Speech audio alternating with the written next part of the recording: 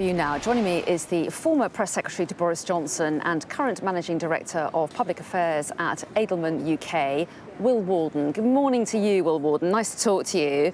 First of all, hello, Anna. Liz Truss, did she have to go? Yeah, she absolutely did. I mean, essentially none of her policies were left. Her obsession with small state Britain, tanked the economy essentially, and there was no way back. And once she had replaced her chancellor with Jeremy Hunt and he ditched all her policies, there was only one way, and that was out the door. I mean, I think there probably will be very little sympathy for Liz Truss among the public this morning.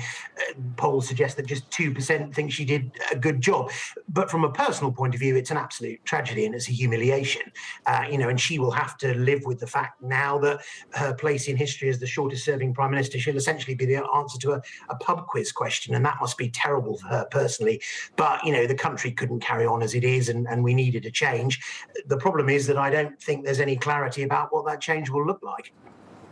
Well, yes, and what's your take, given that you work closely with Boris Johnson? Do you think he will try to run again? Everyone's saying, Johnson's in the frame, he's flying back. I've spoken to someone that's spoken to him and he is on the way back, and clearly he's taking soundings. But the thing about Boris is that he absolutely hates to lose.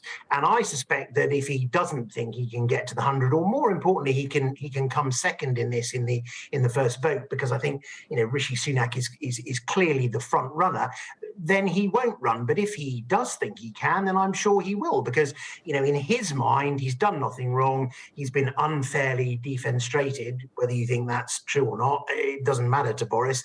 And it's not a case of the national interest, it's a case of Boris's interest. So if he thinks that he has a chance of winning with the members' vote next week, then he'll run. I think the problem with that is that, the Tory party doesn't have a unity candidate, and they seem to have, those that are backing him already seem to have forgotten very quickly what's happened. Boris at his best had an elastic relationship with the truth, but if you add everything that happened, Patterson and parties and Pincher and the way he governed, and the fact that before he left there were two horrific by-election defeats, in a way the behoving of Liz Truss to the country was Boris Johnson's responsibility. And I think, we are all guilty of collective amnesia if we forget that 6 weeks ago, 70% of the country consistently wanted him out, including a majority of Tory voters.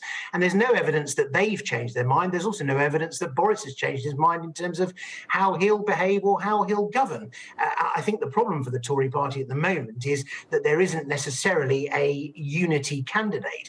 I was on another broadcaster earlier, Anna, and I suggested that there was some unanimity amongst perhaps a small majority of Tory backbenchers that Rishi Sunak, was the front runner and could be a unity candidate. And a very senior member of the government texted me and said that's rubbish. He's almost as unpopular among many as Boris Johnson. So there is no easy choice. I think if there was a unity candidate, it would be somebody like the Defence Secretary, Ben Wallace. I think there's two problems there. I get the sense that Ben Wallace won't run. And the other thing is that the country doesn't know what a Ben Wallace platform would look like. So I think it's a horrific mess, and I think they've got a week to get it right, and I'm not sure they're necessarily going to. And is there actually such a thing as a unity candidate when you've got a party that's so divided?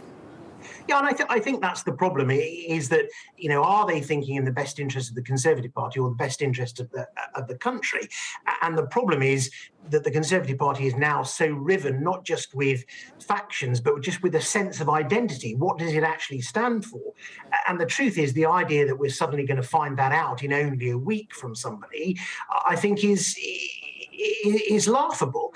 So I think that, there is clearly a sense among the sort of governing or managing hierarchy in the Conservative Party, talking to some of them, that what they really need is for, this contest to have a clear front runner, and then whoever comes second, assuming it isn't Boris Johnson, to fold in behind that person. I think the trouble is that's a huge ask, and we don't know, who that person who might come second whether they would want to fold in. You know, anyone that comes second in this contest presumably thinks they have a chance of winning. Why would they do that?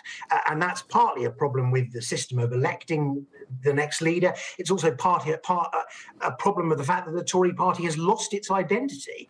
And that's why I think that, unfortunately, the likely outcome is that whoever they choose, that unity will dissipate fairly quickly, and I suspect we'll end up with a general election in pretty short order. Well, Will Walden, always fascinating to get your take. Thanks very much indeed for your time this morning. We really do appreciate it. Thanks, Anna. Take care.